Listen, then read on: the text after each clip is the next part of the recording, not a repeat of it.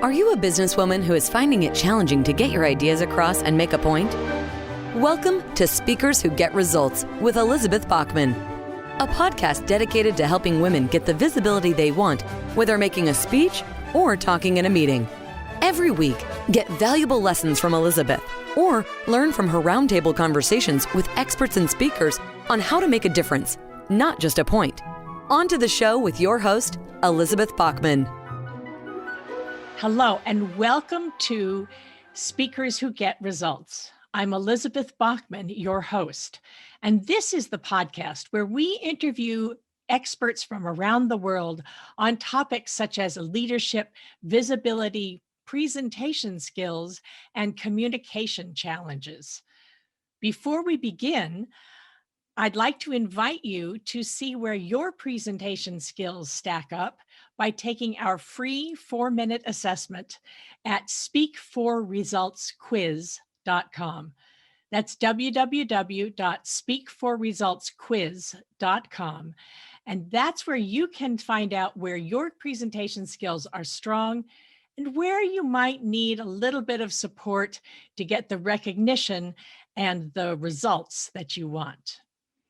My guest today is Jacqueline Wales of Fearless Factor at Work. Jacqueline is someone I've known for quite some time, and I have enormous respect for her. I asked her to talk about fear and trust in the workplace and lack of trust in the workplace. We also spoke about how we can take a step forward, how we can recognize it. We spoke a little bit about procrastination and how do you recognize that, avoidance. It's all under the subject of fear and the fearless factor at work. The official bio for Jacqueline is very impressive.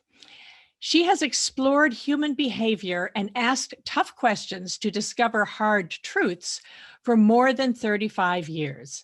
Jacqueline relentlessly challenges herself and her clients to change things that aren't working. Her focus, whether with individuals and groups or in person or virtually, is to develop fearless leaders who will dig into self-discovery, take accountability for their actions, and responsibility for their decisions. Leaders who are ready to be challenged and do the work for the sake of their careers and their lives. Jacqueline believes in the power of being fearless to create the career and the life that you want. Her work helps clients stay curious, push boundaries, and break through excuses to achieve results. Her clients describe her as outgoing, candid, empathetic, and down to earth. She's an insightful guide who genuinely cares about wanting to help. She's also been called an all-around badass, someone who inspires clients to jump in and take more risks. As an author, Jacqueline has written When the Crow Sings, The Fearless Factor, and The Fearless Factor at Work. And now, on to the interview. Jacqueline Wales, my friend, welcome to Speakers Who Get Results.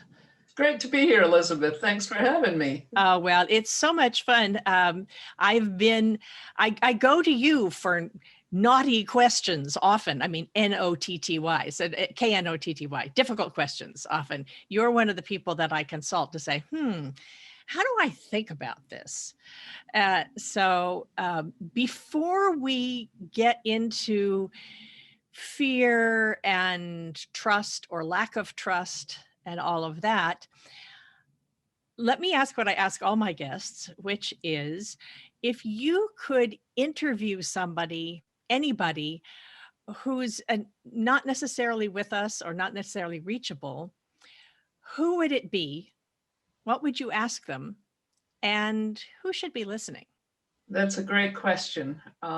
So I think about, who are people who are with us. What question would I ask them?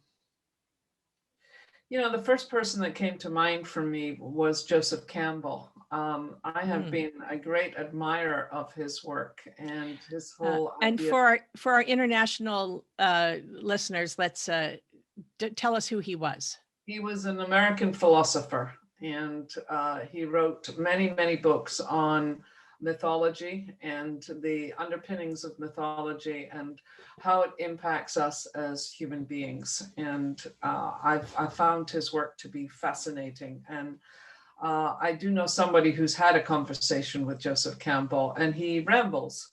He has a lot to say. And I think if I had a question for him, he said, the quote from him that I have used a lot in my life is, "The privilege of a lifetime is being who you are."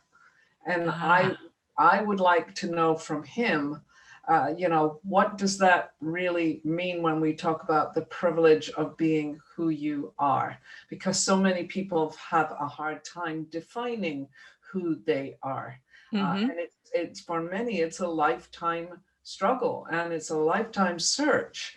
So I would be curious to know what his thinking was on that. And anyone who was listening to this conversation, I have no doubt in my mind, they would get some really great insights into how they can start thinking about their own journeys through life. He's also responsible for the hero's journey.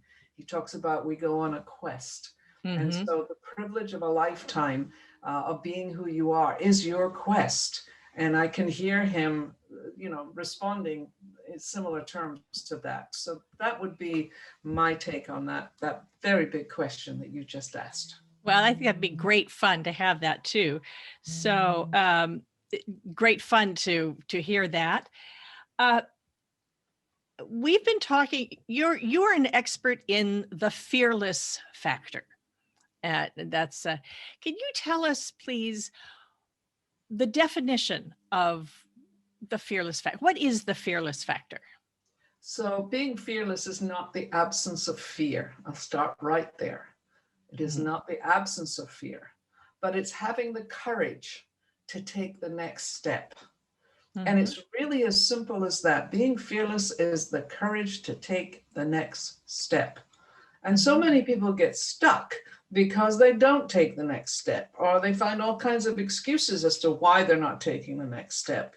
But that's really my big idea, if you like. Being fearless is not the absence of fear. It is the ability and the courage to take that next step. And I'm guessing that would apply to the big fears that you're consciously aware of, but also the little ones that make you not speak up or not step forward or not to make you stay safe. Well, the big fears and the little fears are kind of in the same category, frankly. And I'll tell you why, because a lot of our fears are imagination based. We make stuff up. We put labels on the things that we're uncertain about. We put excuses in the way of our own development and the different things ways in which we can show up in the world. So I like to say that, a lot of our fears, if we really examine them, they come down to something very, very obvious. Many of us don't feel like we're good enough. And so if you're struggling with the idea that you're not good enough, and it may be conscious and it may be unconscious, it doesn't really matter, but it's there. And I've talked with top senior individuals in corporations, and I've talked with people in the street, and you can find that particular piece very easily. There's another piece to this too, which is that there's some people believe they're not very lovable. So if you grow up in a household where love was not expressed, or where you didn't feel like you had that love, then you can carry that around with you for a long time too. And that then becomes a defining piece for intimacy, for instance. If you're willing to be vulnerable and reveal. And of course, vulnerability is another big issue, because when we confront our fears, we actually have to be a bit vulnerable in order to say, yeah, that's what's going on. And you have fears around all kinds of big issues, job loss, financial insecurity, health insecurity. The last year, for God's sakes, has been unbelievable in terms of the uncertainty of how we're living our lives and what we can do with it. So fear has become a very big piece. But I talk about fear in terms of being imagination based because most fears are future focused. They're not focused on the here and now. If you don't have any empirical evidence for it, you're just making a story. And that's what I like to say about fear. Fear is a lot of story about what can go wrong, a story Right. about, all the things I'm expecting to happen to me that may or may not happen. And frequently when we confront our fears, when you look at these insecurities, when you look at those uncertainties, you find that there's really not a lot of substance to them. But many of us are just conditioned to go to that fear place. Thinking positively is a developmental habit, shall we say. It's a behavioral thing.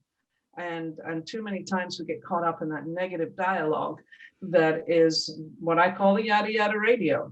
It's like what channel are you on? And switch it to a much more positive point of view. So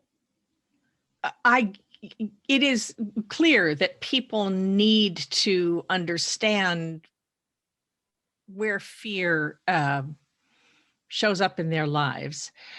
You mentioned something in our previous conversations before we were talking about how fear affects trust and how lack of trust, especially in the workplace, can affect us, our performance, our careers, our company.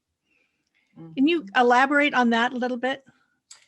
Yeah, I think, I have to say this quite out loud that most companies are fairly dysfunctional. There's a lot of lack of trust in an organization because they say one thing and do another. And I'll give you an example. I worked for a company that was constantly changing the roles, and people really didn't know where they stood. And they had hiring practices where people would come on to do a certain job, but nobody gave them a manual. Nobody gave them any clear direction on what they needed to do and how they were supposed to show up. And they had to figure it out as they went for themselves. And so, how do you build trust in that kind of an organization? And unfortunately, this is more common than you would think. You talk to a lot of people who are in organizations and they'll tell you, I don't trust my boss. And the old axiom of we join a company, we leave a boss. And part of that is because I don't trust him. Now, I also like to reframe that as, do you trust yourself? Because that's a big developmental piece right there. If you grow up, I'll give you an example. I grew up in a background or a family where I did not know from moment to moment what was going to happen next. No trust there. And this is in the family of origin. Okay.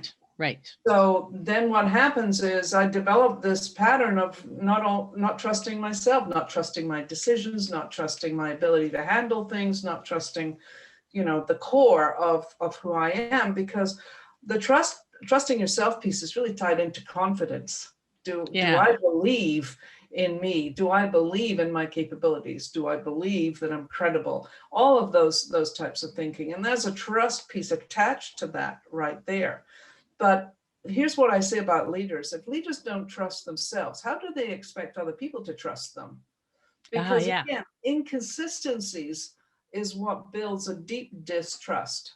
I don't know where you're coming from. So therefore, why am I going to be bothered with, what you have to say?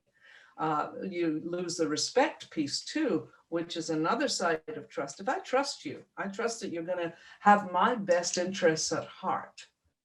Then I'm willing to be loyal. I'm willing to give you the benefit of the doubt. I'm willing to give you the space to do whatever you got to do, because I know that you care for me. I know that you care about whatever is happening here. Now, if you can't build that particular piece in, then, people are just basically going about their own thing and figuring out, they'll do their thing, we'll do our thing, and blah, blah, blah. What happens? Performance goes down. People are not building strong relationships. The communication habits go out the door. Everybody gets kind of pulled into hoarding, if you like, my little piece of the pie here. Yeah, the territory. Yes, right. Yeah, it's territorial. So I don't know what you're going to do with this, So the trust factor is huge in an organization, but nobody works on it. It's like they don't understand. It starts with the individual. It starts with, I like to say, the companies have one thing in common. All of them have one thing in common: people. They also have the same challenge in common: people. And if you're not dealing with the people and helping them to become much more engaged and helping them to become more collaborative and more increasing their ability to perform, then you're going to end up with, I'm just here to do my job and get my paycheck, and what do I care? And I think this undermines the entire operation, frankly, and there's not enough attention paid to this, in my opinion. I think that's wonderful. The wonderful, brilliant Jennifer Cohen says, no app can fix a broken team. Yes. Okay, it's so nice. It's so tempting to dive in and let's invest in that new software and that will fix everything. Yeah. But it's still the people you have to deal with. That's right. As someone who works on helping people express what they want to express, or make a presentation for which you need to get a result, that whole bit about dealing with the people, it's all about the people. An executive at LinkedIn said once at a speech, said, people talk about this new app and that new app, but in the end, it all comes down to people. The same thing. So that's, I would like to say that there are 3 innate needs of every human being. Yes. And the first one is the sense of belonging, that sense of community, that I belong in this place. Mm-hmm. The second piece is empowerment. I want to feel like I have some authority here. Then, and I'm talking about authority over myself, but also, that there's a piece here where I can feel that you're valued. Doing something of value. Yeah. And then the third piece is meaning, creating purpose. Why am I here? What difference is it going to make in the world for me to do what I'm doing? So these 3 pieces of belonging, empowerment, and meaning are really critical to all of our sense of satisfaction in life. Mm-hmm. And when we have one of these missing, again, if we're talking about trust factors, you're going to see some of that showing up.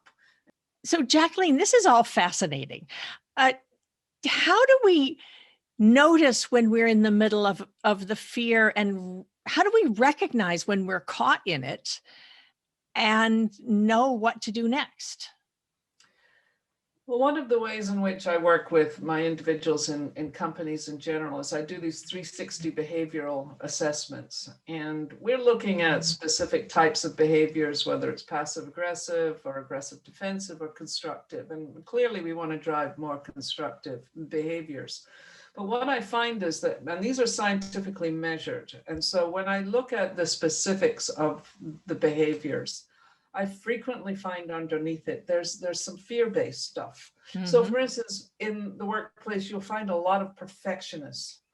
And the perfectionists are the ones who set very high standards for themselves, and they set very high standards for those they work with too. So they work long hours, they put a lot of pressure on people to perform and so forth. But what is behind that perfectionism? The perfectionism is, I'm not good enough. So I have to keep proving myself. Now, if I take another behavioral style, like competitive people, the need to win, the need to be at the front of the queue, these are the hard driving kind. You find a lot of salespeople with a high competitive piece. And we need some of that. I mean, we need a little perfectionism, we need a little competitive, we need all of it, frankly. Mm-hmm. But the point being is that when you're high competitiveness, it's a need to prove myself again, comes up, and you're questioning, like, for instance, high competitive people will look at somebody else and go, well, I need to be like them. And, I like to go back to Oscar Wilde and say, be yourself because everybody else is taken. Right. So how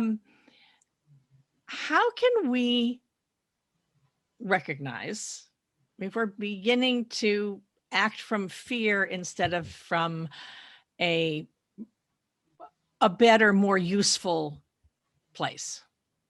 Well, what's the first thing you know when you're in fear? There's something in the pit of your stomach. Pit of the stomach for me. Yep.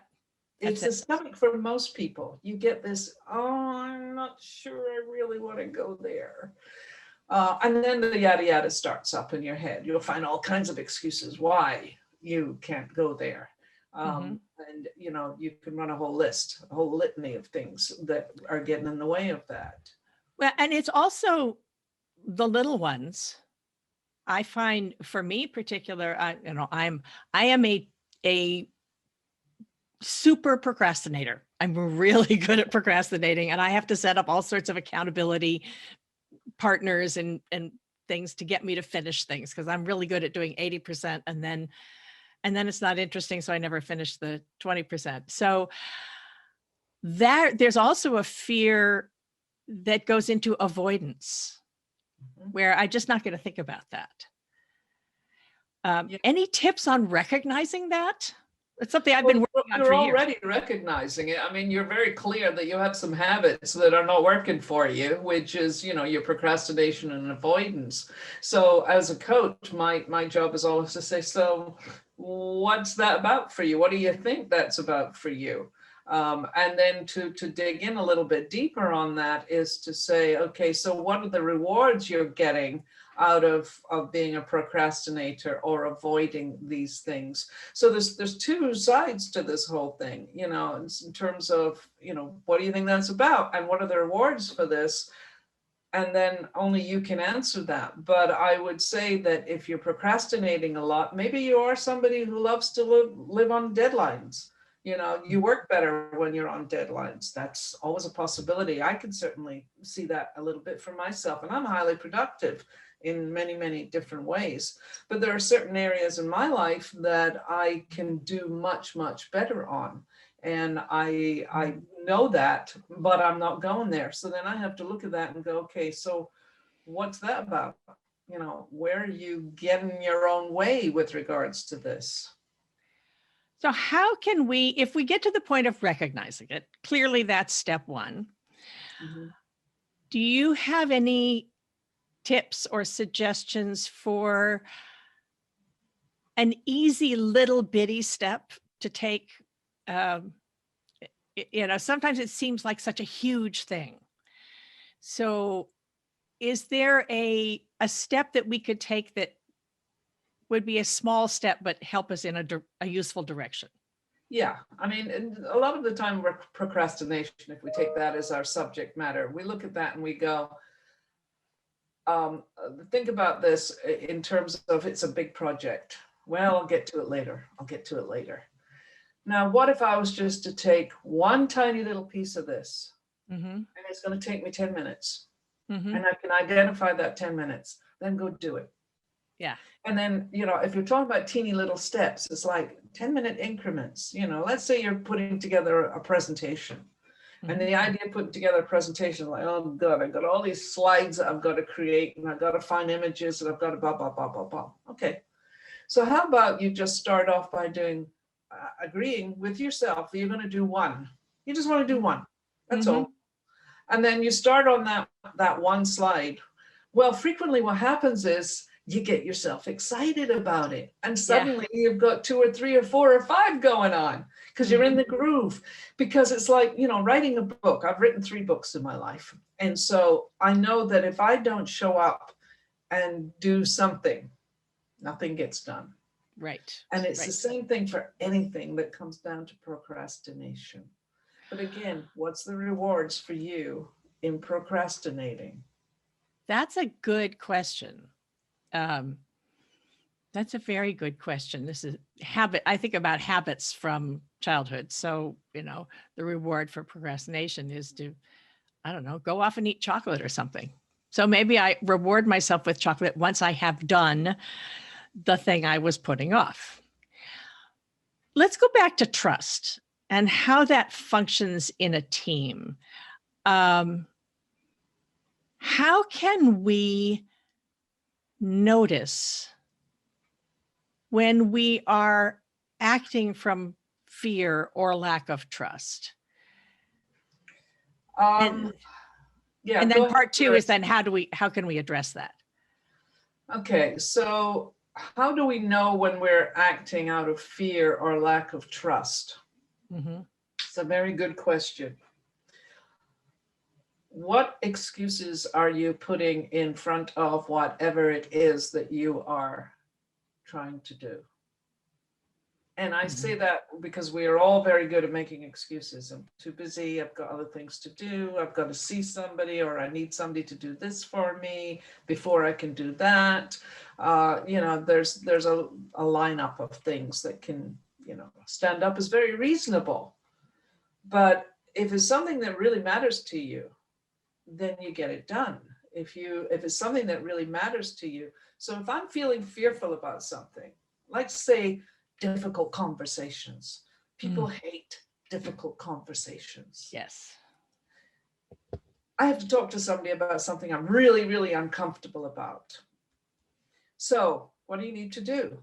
You need to sit down and rehearse. You need to sit down and figure out, what is this conversation going to look like? And if you've got a coach who's working with you on these, and hopefully you do, you're going to be talking about how can you position this differently. See, too many times, I'll talk about feedback for a second. Too many times in the corporate environment, feedback is like, we'll give you all the negative news and then we'll tell you what you can change. There you go. Easy, out the door. Performance reviews, what a show that is. So we look at this in terms of, how can I reframe this? So I'm noticing that things are not going too well right now, but I'd like to hear a little bit more about what you think is going on. So you're empowering that person to have some say in it. Because too much, the difficult conversations are about, I'm going to just tell you how I feel and how everything is wrong. Right. But what I'm really interested in, as if I go into a positive side of this, is, help me understand. There's a few things here that haven't been working, and I know that we can do better with this. So why don't you help me understand what you're seeing on your side of things? Then you're opening it up for a dialogue that may or may not go anywhere. And you might going into this conversation with, what the outcome is. You're basically, your ass is out the door, but at the same time, you want them to be going out the door going, thank you. Yes. You did me a favor. But that doesn't happen very often. Mostly they go out with resentment and so forth. But again, coming back to that fear and trust piece, trust yourself that you know how to have the conversation. Right. And if you're fearful about it, write it out before you get there. It's like public speaking. People hate public speaking. The old joke about Jerry Seinfeld saying, I'm up here on this stage and most people would rather be in a pine box going out the door, than here right now. Well, and one of the things about feedback, especially, is that many people, especially women, tend to take it personally instead of just recognizing it as information. I think about that line from the movie You've Got Mail, where it's not personal, it's just business. But for the Meg Ryan character, it was personal, which I now look back and I say, oh, I learned about this when I looked about the way men communicate, the way women communicate, that, feedback, how can you accept it and go on? Which, of course, if you don't trust the other person, is hard. So, well, there you come. It's like, if I don't trust you, then I'm only expecting you to give me a hard time. And again, if you built that trust with people, they're willing to give you the benefit of the doubt. Yes. Okay? I'm not coming in here knowing that you're gonna, slam me with whatever it is. I'm coming in here trusting that we've got something to talk about here. And that it's a safe space, because here's another big piece that's missing in the workplace, that psychological safety. Now, there's been many books written about it. Amy Edmondson's book on the Fearless Organization is really about how you create psychological safety in the workplace. And that's about giving people permission to have an opinion. giving people permission to be able to say that doesn't work for me, but I'm willing to explore and see what we can do to work more amicably together. There's another book I'd like to recommend. It's called An Everyone Culture. It's by Robert Keegan and Lisa Leahy. And this is a very open, candid culture in an organization where everybody has the right to weigh in on within certain limits, but it has the right to be able to have a voice in whatever it is. Again, that's a trust factor right there. Yeah. So, this is, again, something more to think about. Well, Jacqueline Wales, it has been such an honor and a delight to have you on Speakers Who Get Results. I can't wait to see all the reaction we're going to get when we publish this episode. If there is one place where someone was, if you are a listener who was moved, intrigued by this conversation, where could we start? I would start with my website, thefearlessfactor@work.com. There's a lot of resources on the website that are free. You can go and download them. If you want to examine your fear, we've got a little PDF on how to examine your fears. If you want to think about, what's your limited beliefs, we've got programs that address that as well. And there's a lot of information on the website that really does address some of the more critical issues that confront us in the workplace, as well as some great blog articles and some podcasts that I've done previous to yours, Elizabeth. So wonderful. There's lots of information there to just go help yourself. The Fearless Factor at Work. Thank you very much, Jacqueline. We're delighted to have you as a guest on Speakers Who Get Results. And I'd like to remind you that if you are interested in finding out how your presentation skills are strong and where you might need a little help, go to our free quiz at speakforresultsquiz.com. That's speakforresultsquiz.com. And in 4 minutes, you can see where you're strong and where a little support might get you the recognition and the results that you need. This has been Elizabeth Bachman. I'll see you on the next one. We have just concluded another great episode of Speakers Who Get Results with your host, Elizabeth Bachman. If you got value from today's episode, please feel free to share us with your friends and colleagues. You may also visit elizabethbachman.com for additional resources. Be sure to tune in every week for new episodes, and thanks for tuning in.